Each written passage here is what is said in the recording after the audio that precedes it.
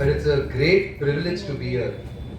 And just 2 weeks back, a very close friend of mine, Arvind Narayan, who was also a very close friend of Balagopal, we were talking about Balagopal and remembering him and actually missing him. Missing his advice that he would have definitely given us at this point. I was very young actually. I was just out of college when I first met Balagopal in Bangalore. And there were a few things about him that immediately stood out. And I think a lot of us are inspired and continue to remember him for some of these traits. I still remember, and I was just telling Arundhati as well, when we were talking about the judgments that Balagopal wrote about. We were having a discussion once when he was in Bangalore, and of course Arijit Pasayat came up, and the judgments that Pasayat had been writing, which all of us continue to lament about how anti-people they are. And Balagopal said this very interesting, his own drive, this humor, the way he actually expresses himself. He said that, see, the unfortunate part is not just the judgments that Pasayat has written. The unfortunate part is that Pasayat will retire, but his judgments will not retire with him. As in a way, it kind of really, that for me, some of these memories of Balagopal, just inspired me in a way, also guided me in what the path I have taken. Many years later, Balagopal had come to Bangalore once in 2007 or 8. I don't know, Professor Babaya must correct me. And there was a conversation being had. There was a talk that he had to give on caste and the law. So he came and we were all waiting for him, and he says, he has this bag with him. So he says, please help me. So he comes half an hour before the meeting. He opens his bag which has all these books. So he spreads out the bed sheet, puts all the books over there. And so half an hour we're sitting, talking to him, selling the books to those who are coming for the meeting. And a lot of people who came for that meeting who didn't know Balagopal, they thought that he's a book vendor. And then the meeting's about to begin and somebody runs out and tells Balagopal, please come, sir, the meeting's going to start. So then, of course, he looks for one of us and says, please sell the books while I'm going inside, and he went in and gave his talk. So there are many such memories that one has of Balagopal, both as a person, as a lawyer, as an activist, and definitely as I would imagine one of the leading thinkers of his time. Which is why when many of the friends said that we miss him, we don't miss him only as a person. I think we miss his political insight today, and in one way, I think going back to the texts of Balagopal are very, very important because I think they're very enlightening. I'm going to start with this one line that Balagopal wrote in 1989, and I think that's the main purpose that this meeting will actually serve. What he says is that one does not go to a convention against fascism to get hold of a definitive analysis of fascism. One goes there to see what fascism means and does to people of different modes of existence, and how effectively they are resisting it. So I think today, in the course of this my talk at least, I'm going to look at not just trying to understand what fascism is doing to the working class, but also looking at how people have been fighting it, because I think that's where the inspiration lies. We all know the situation of workers today. It's getting more and more precarious. I think friends from the Vizag steel plant are also here who are fighting an absolutely inspiring battle against the pauperization of the working class, which is inevitable if that steel plant gets sold. So we're actually in a situation where majority of the workers are struggling to eke out an existence. And if we were blind to that, I think COVID in a way kind of opened our eyes to it. When COVID hit us, suddenly for people, and a lot of people who didn't see, suddenly you saw the emergence of the migrant worker, the daily wage worker, the woman worker, the gig worker. The social reality of workers in a way got exposed by the COVID, and I'll talk about that a little more. But I think when we talk about the working class in the Indian context, we'll be failing if we don't recognize the manner in which caste, feudal and patriarchal structures actually also affect. So for instance, sanitation workers. Sanitation workers they're not just workers. That is caste oppression as well. Across the country, you will see sanitation workers belong to the Dalit community. In Karnataka, they are Madigas. I'm given to understand that in Andhra Telangana, they belong to the Veli community. So when we talk about the working class as well, caste, feudal relations, patriarchy, these in a large way are affecting the workers and determining the kind of status that they have even as workers. Just for instance, if you look at the scheme workers across the country, lakhs and lakhs of workers. By scheme workers, I mean the Anganwadi workers, midday meal workers, predominantly all women. And today, their entire struggle is for recognition as workers. So they're not even given the status of workers. By not giving them the status of workers, you don't even have to be concerned about their wages, about their working conditions, about their entitlements. So I think, in the Indian context, when we talk of the middle class, of the working class, we cannot only look at it from a class point of view, we have to also look at it from in this way. Now coming to what's happening to the working class today, the title that's given to me is the Fascist Assault on the Working Class. And ma'am was talking about the labor codes. Definitely the labor codes are one aspect of it. But I think there are several strands, there are several ways in which this attack is taking place on the working class. And here I'd like to also say one thing, and I'm hoping that very close friends Arundhati and Mihir, that they will also cover it. Ma'am Jahan also will cover this question of fascism. There's some debate. Is it fascism in India? Is it a fascist government or a fascist state or a fascist party, so on and so forth? So I'm really not going to get into that. All I will say is this, that you call it whatever name you want. You call it Hindutva, you call it fascism, do whatever you want. But recognize the venom of fascism. If we do not recognize that, then I think that would be a problem. So what is it that's happening at this point? Several times, some students actually who I've known from many years are here as well. A lot of times when you talk to students, some of them will say, sir, you're wrong. There's no difference between the Congress and the BJP. There's no difference between, you see, Indira Gandhi brought emergency upon us. Modi is doing the same thing. And here I think, one really needs to be very, very cautious. There are certain fundamental differences between previous regimes and this regime. And we have to take cognizance of that. Previous regimes were of course pro-capital. Previous regimes were of course casteist. They also had communal policies. There's no two ways about it.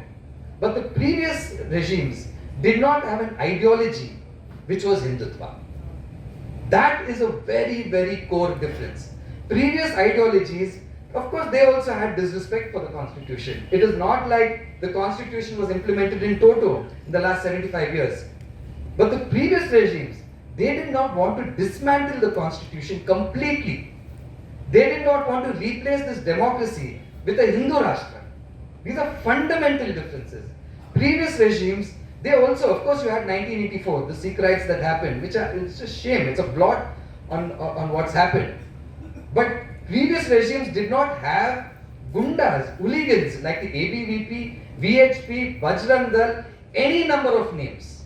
Basically gunda organizations whose only job is to behave like a mob, whose only job, in fact, one of our friends says this, that what BJP has also brought in is this privatization of violence in the hands of Hindu supremacist organizations. So I think this difference, this essential difference is what we need to keep in mind in understanding what is happening. And I think even when we look at the working class, it's not that life was hunky-dory for the working class previously. You have an entire phase where public sector undertakings were established, where jobs were being created. You had all of that, but you also had a very pro-capital kind of economic policies even previously. You had the growth of cartels even previously. Corporates did enjoy a lot of benefits even previously. But then here again, there are certain differences, and that is something that I'm going to try and talk to you about.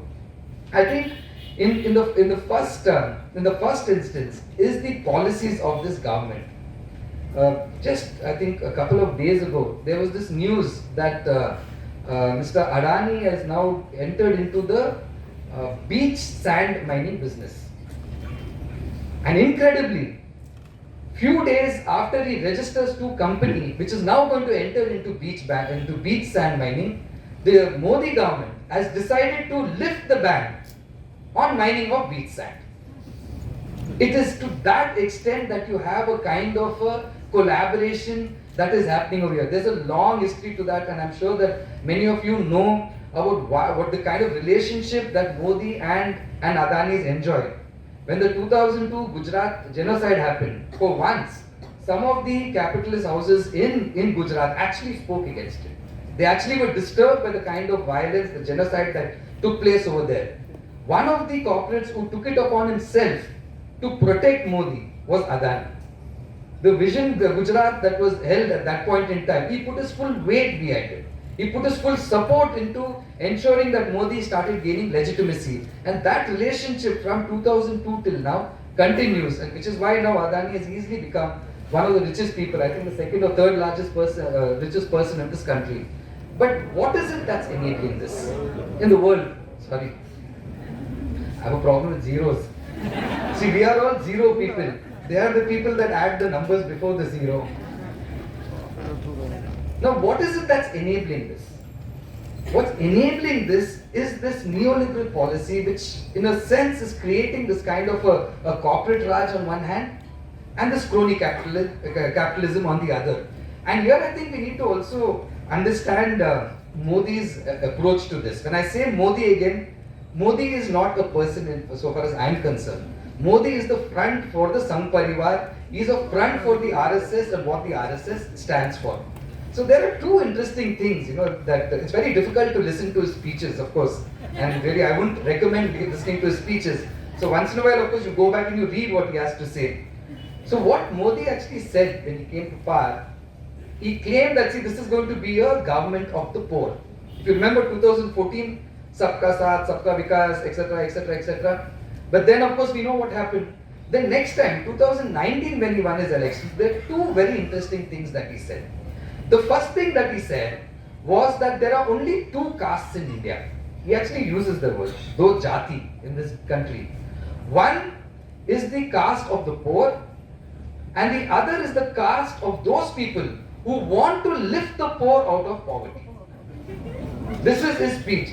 Subsequently, he goes on to say in few other speeches, he says that, see, there is a very bad mindset that is developed in this country. This entire discomfort with rich, the discomfort with wealth, the discomfort with the wealthy. We have to change our mindset because we have to respect the wealth creators. If we respect the wealth creators, then more wealth will be created and our country will become really this beautiful, joyful Hindu Rashtra. So when we talk about this, when we talk about the differences, when we talk about this assault on the working class, these neoliberal policies that we are seeing, it comes from this mindset. And that, I think, if you look at how demonetization happened, for instance, I think we've reached the stage in our country where the moment this man says he's going to announce something at 8 o'clock, all of us literally lose sleep, even in the middle of the day. Because you know he's going to do something which is absolutely draconian, authoritarian. So when demonetization happened, and again it was just announced, we saw the kind of impact that it had on the working class. Lakhs of people lost their jobs. Lakhs and lakhs. Daily wages entered starvation. People stood in lines and lost their lives. The entire MSME, the small industries, that entire sector got decimated. And of course, he said that you're doing this for the country. So standing in that line and depositing your 500 rupees notes and your 1000 rupee notes was an act of patriotism. That was how demonetization was sold to this country. But what demonetization did was in effect one of the biggest assaults on the working class. And I think if you look at what's happened in this last 8-9 years, unemployment was already at its peak in 2017-18. All of us know that it was at a 45-year high in 2017 and 18. What demonetization did was to make it even worse than that.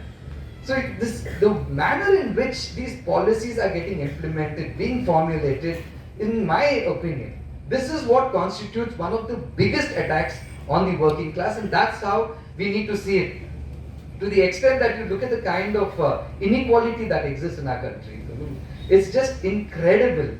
I remember I was in this some agricultural workers union. We were just generally having a chat, and of course some of us ask these really stupid questions sometimes, and we get the correct answers. So I asked in the village, like, Acha, how many people, are really poor in the village? One of our workers looks at us and says, literally, that what kind of a madcap are you?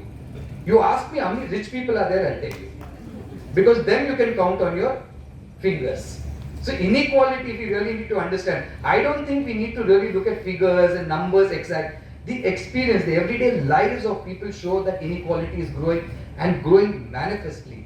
I think one more thing that really is happening and which we really need to take cognizance of. When we talk about these neoliberal policies, it's really coming in various ways. It's not just your corporate write-offs, it's not just privatization, it's not just all of this. It's also the manner in which certain schemes are being hit. So for instance, if you remember, Modi called in 2015, when there was discussion of enhancing NREGA, the Rural Employment Guarantee Scheme, Modi stood up in Parliament and said that this is a living monument of Congress's failure to tackle poverty. Do you remember that? He stood up in Parliament and he laughed. He has that very evil kind of that Mogambo kind of a laugh. So he does that, this is a living document, a living monument of Congress's failure. Do recall that when COVID happened, one of the schemes that was implemented the most was NREGA. And this is the scheme that now they have again slashed the budgets too. So if you look at the budgetary allocations that are happening to all welfare schemes, all of them are getting slashed. Anganwadi, ICDS scheme, NREGA, midday meals, every single scheme. So welfare schemes are now being dismantled, and all policies to ensure this kind of centralization of wealth, that is happening. So I'd request you to please keep this in mind. And actually Balagopal had this very interesting thing to say. Because if you recall in the starting days, in the 80s and 90s, when BJP started to come to power, there was this entire notion, some people kept saying, that they have the Swadeshi Jagran Manch, and so they're going to oppose capitalism, they're going to oppose any kind of, entry of foreign companies, so on and so forth. I'm sure that most of us remember that. So Balagopal actually had this to say. He said, a populist fascism, for instance, would today have made a big show of opposing the new economic policy. The BJP will not only do that, it offers the most brazen arguments in defense of liberalization of the economy. What he wrote in 1989 is what we're seeing today. So when you have Modi standing up and saying that respect the wealth creators, there are only two castes in this country. These are the brazen arguments in defense of liberalism, of neoliberalism that we're seeing today. So that's one part of it. I think the second, and in my opinion, which really angers me the most, is the contempt that this regime has for workers. In fact, I remember there was this kind of a right-wing kind of a trade union leader where we were just having a chat, and he said that, see, in Hindu society, in Hindu philosophy, you have to do. You should not think about what you're going to get. I don't know what it's, I really don't know the exact. He said something in Sanskrit and he explained it to me. He said, so you do. You don't worry about what you'll get. If you don't get it now, then you will get it in your next Janma. I think in a way, this is not just, it's just not an anecdote. It's also representative of the way in which this regime looks at workers.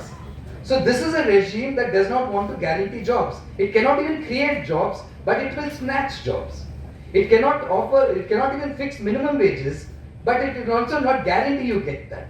So there is a contempt that this regime has for workers, and this regime is altering the relationship that exists between the capitalist class and the workers. There's always been that fight that has been happening from the time capital labor came in. But the point is, today what you're seeing is there's an expectation from the current regime that workers will be like employers are our annadatas, we have to be grateful to them, and we should not be questioning them. I think that's something that I'd like you all to keep in mind. And in a way, like I said in the beginning, COVID gave us that sign. COVID, the lockdown that was declared was with a 4-hour, it was a 4-hour notice. That in 4 hours, the country is going to go into lockdown. In 4 hours, everything is going to be shut for the next 2 weeks or 3 weeks, I forget, on 24th of March. In 4 hours, nothing is going to function for the next 3 weeks. That was the announcement. There was absolutely no care of what is going to happen to the workers. How many people had money where in 4 hours you can go and buy rations for 4 weeks? How many people had money to say that, okay, for the next 4 weeks, this is the amount of medicine I require in my house, I'm going to buy that? How many of the working class actually had any guarantee that, okay, 24th, in the next week I'll have to pay my rent? Where am I going to get that money from? One of the biggest things that happened during COVID, the lockdown, was wage theft. We announced the lockdown on 24th of March. Lakhs of workers did not get their wages for that month because the employer said it's lockdown. We can't do anything. You can't come, you can't fight, you can't ask. And workers were dropped of their wages. The manner in which COVID happened, and if you look at the lockdown and what happened even subsequently. So for instance, a lot of us over here, in fact, I was just having a chat even with Vasudha as well, the kind of work that HRF did here when the lockdown happened, especially with the migrant workers. It is incredible the kind of contempt. In UP, for instance, notices were issued because when migrant workers started walking back to their villages, there was no effort on the part of the state to help them.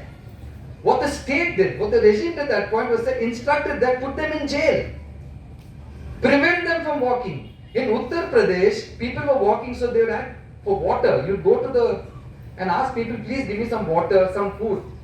They issued a notice to people saying if anyone gives water or food to the migrant workers, criminal action will be taken against you all. In Uttar Pradesh, cycles were confiscated. Thousands of cycles were confiscated and the workers were said, if you want, you can walk home. I don't know if you remember the image of where workers were disinfected. They were made to sit in the middle of the road and disinfectant was sprayed on them. I mean, I think, we really need to understand why this happens. I mean, how is it that this man, and he told that you work from home. How many of the working class can work from home? How many of them can afford to work from home? You have daily wages. 92% of the workers are the informal sector. And then he told these very same people, please take thalis and bang them. You go and light candles. You do all of that.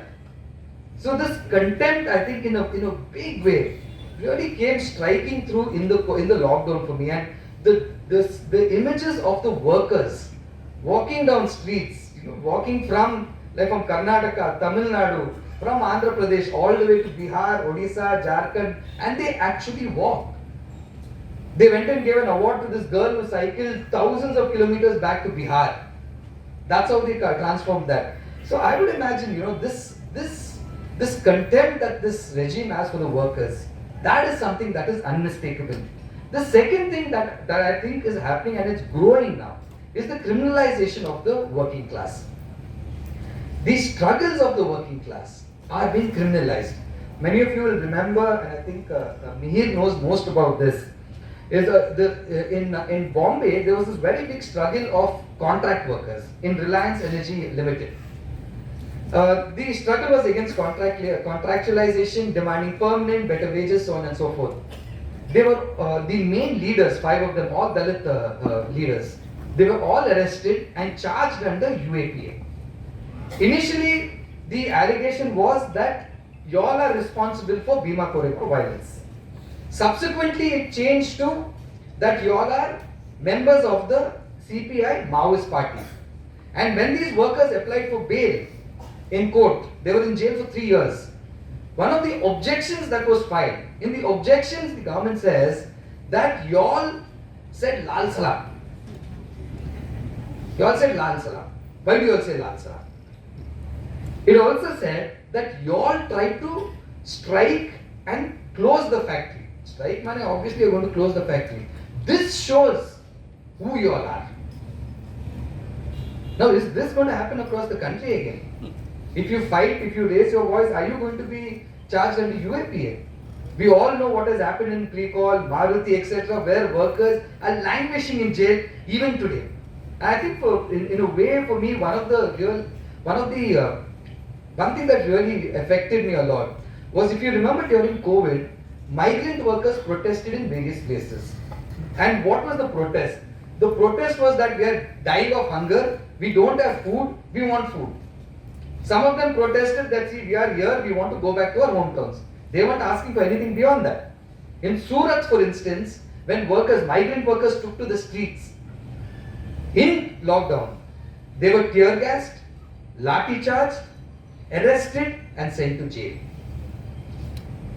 This is what is happening with the working class today. And I think our friends from the trade union, we all know that right now it's becoming more and more difficult to organize struggles. The police, the intervention of the police is increasing ever more. You have a protest, they will come and stop you. You have a protest, they will say, you want, go to court.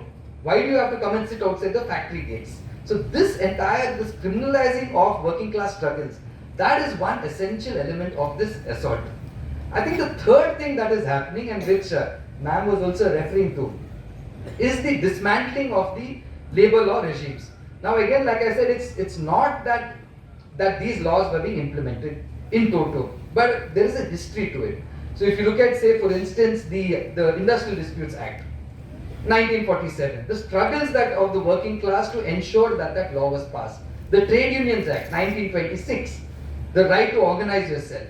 So if you look at all of these legislations, whatever protections that workers enjoy today, it is not the largesse of the state that was bestowed on them.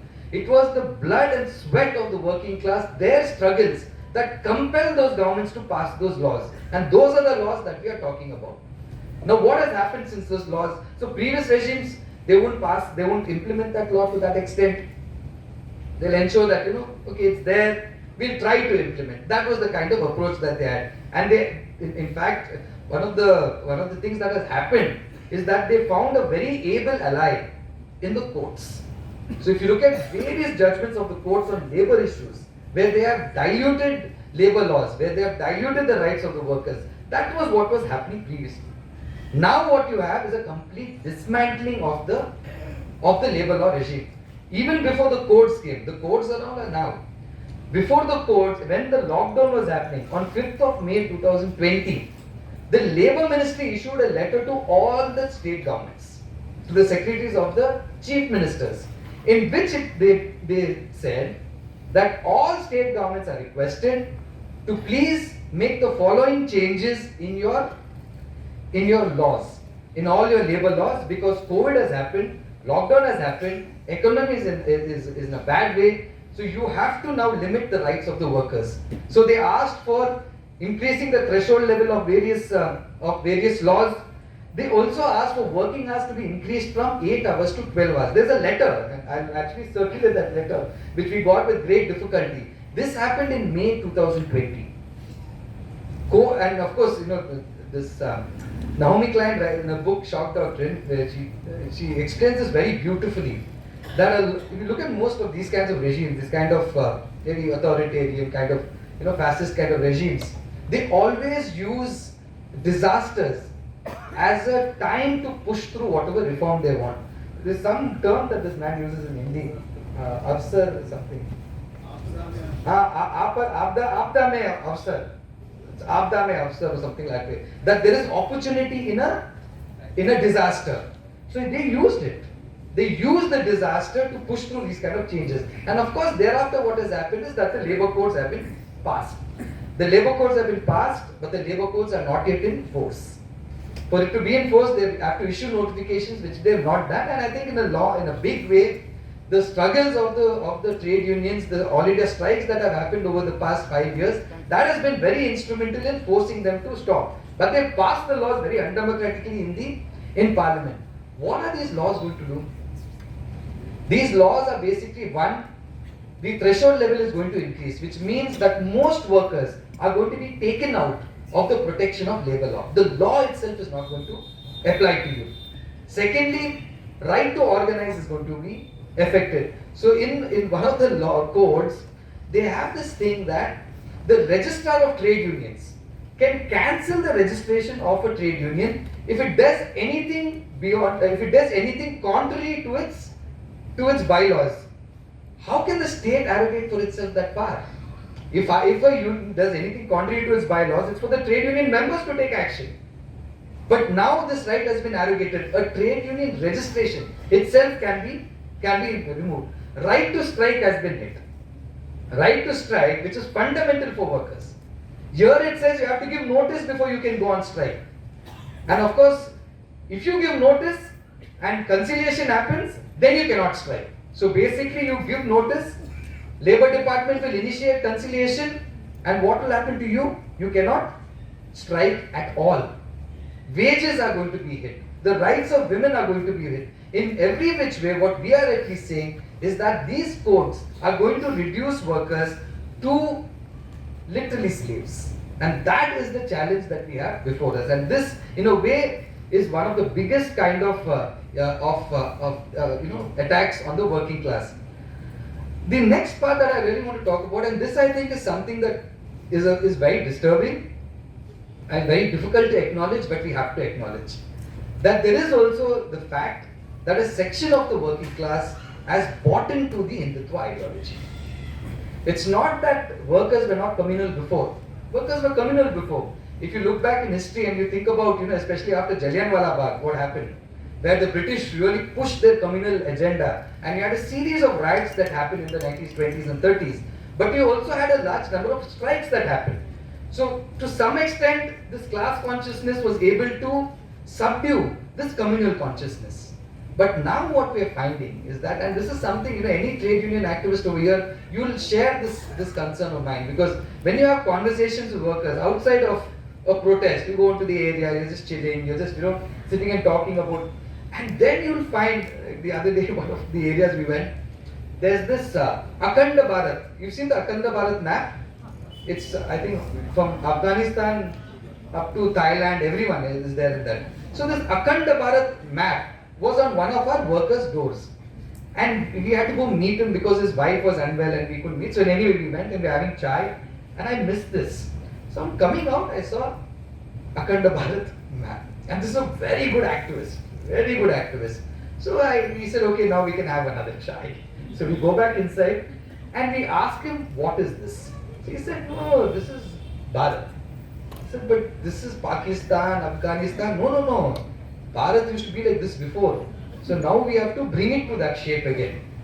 So I just generally chatting, and then he was telling me, in that slum, the RSS went to every house, told them that, you're Hindu, we are all one, put this sticker, and we will have conversations. So the RSS has been having meetings with these workers, convincing them that this is how India is, the great Indian culture, the Hindu traditions, and about how the Muslims, Christians, the left, of course, these are people who are not good for our country.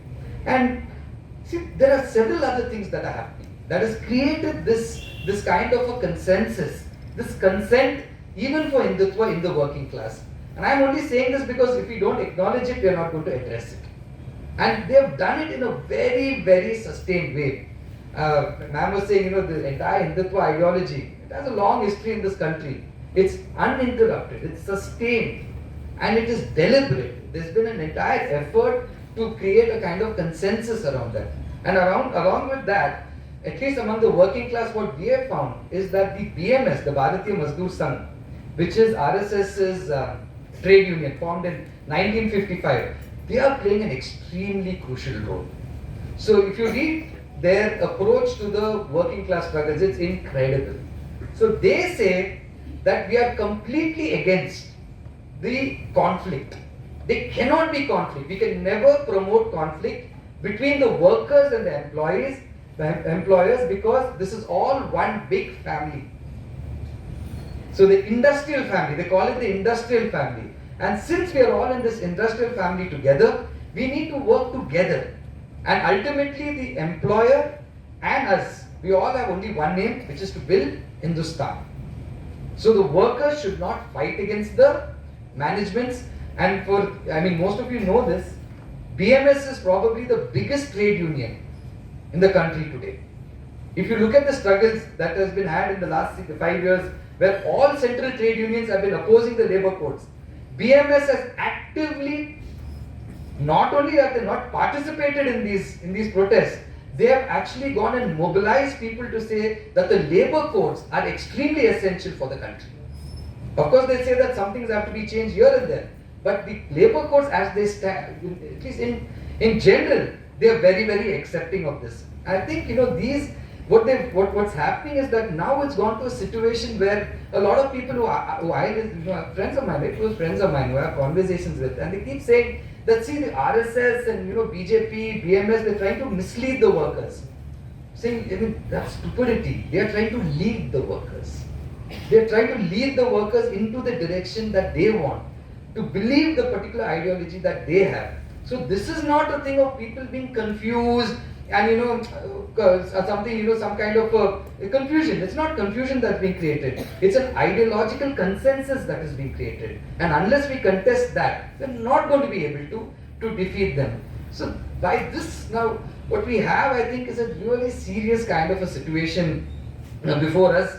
And in a way, I think there is a history of the working class having fought against fascism. If you look at what happened in Germany and the entire struggles of the working class then, there's much written about it. I can only request you to please read about it. Inspirational struggles of the working class, even in Nazi Germany. We also have seen what the working class have done in our own country when the colonial rulers tried to divide them. I think that unity is something that we really need to preserve. And in a way, the farmers have understood this. So if you look at the farmer struggle that took place in Delhi against the 3 farm laws, they had this very interesting kind of an understanding of the Modi regime. They said that this Modi regime is an Adani Ambani Raj. It's a corporate Raj. So while articulating, that was their articulating, they rebuffed every single attempt of the Modi regime to communally divide the farmers. I think all of us must really draw much inspiration from that.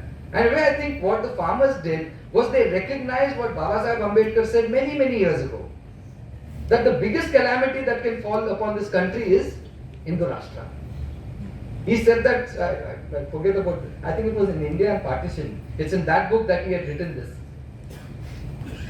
The farmers have understood this. I think now it is the time, and I think a lot of the working class have actually understood that this is just not a struggle to protect our rights, whatever limited kind of laws that are there.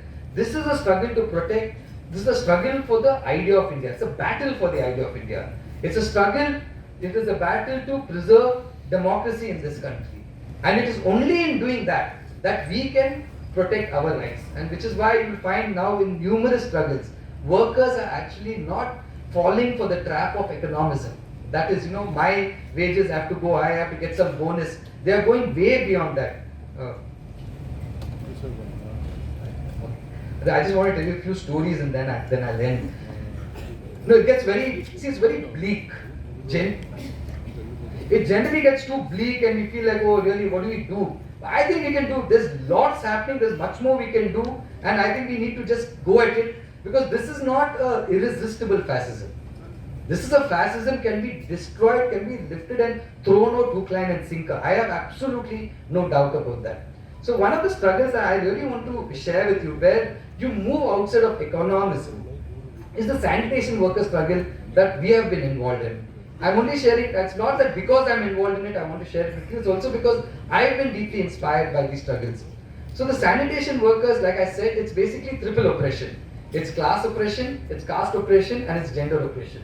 All of them are Dalit, entirely women, all of them poor. Now how is it that you fight that? So when we started our work with the sanitation workers, we did not talk about, we talked about wages, that contract labor should be removed, become permanent. We spoke everything. But the central argument of ours was the question of dignity. That unless workers are treated with dignity, we are not going to be able to achieve anything. Why dignity? When a sanitation worker goes and asks for water, When you're sweeping, you go to somebody's house, you knock the gate and say, give me water. What happens, at least in Bangalore, is most households will give them water in the bathroom jug. That's how water is given to them. So workers, what they do is because of that, and there's no toilets for them. So they don't drink water through the day because there's no toilet to go to. So most of them have these health issues also concerned with that. Secondly, what happens is most people will call them Kuppama. Kuppama means garbage lady. So it's not even like you're a human being, you're a woman who has a life, desires. No, you are dust, you're dirt, you're garbage. And officials, how would officials treat them? When the union work began, the workers would not even go into an office because the officers will not let them in. The officer said, you all are not even supposed to come into our offices. So this is the kind of treatment that the workers had. So we said that, see, let's fight that first. We'll succeed there and we'll succeed elsewhere.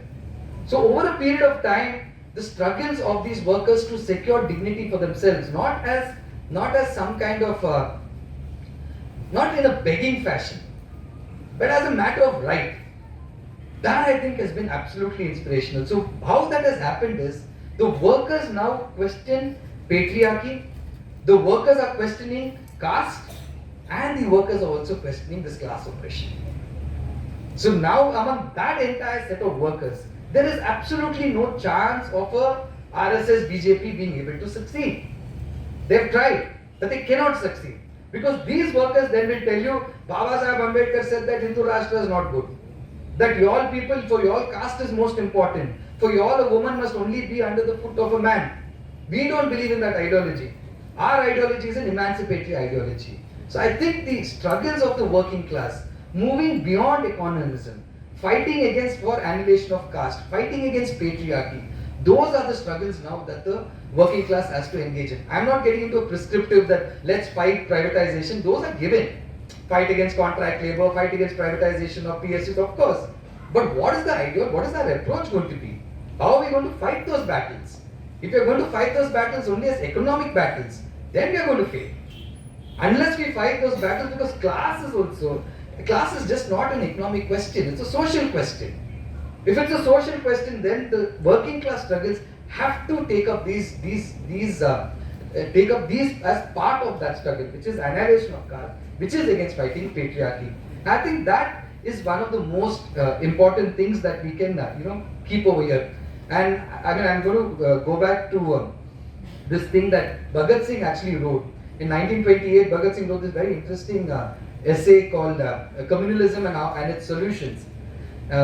In that, he of course talks about the way in which the British are trying to use communalism to divide the workers, and very in his typical sense, he says that it's very important that to fight communal consciousness, we build class consciousness. But class consciousness is not economy, as I said. And I think that's really something that we need to go back to. And of course, Bhagat Singh gives a very interesting, he talks about this communal right that is happening in Calcutta, and a trade union that not only does not participate in it, it actively goes and stops that right. That is the role of trade unions today. That is the role of the working class struggles today.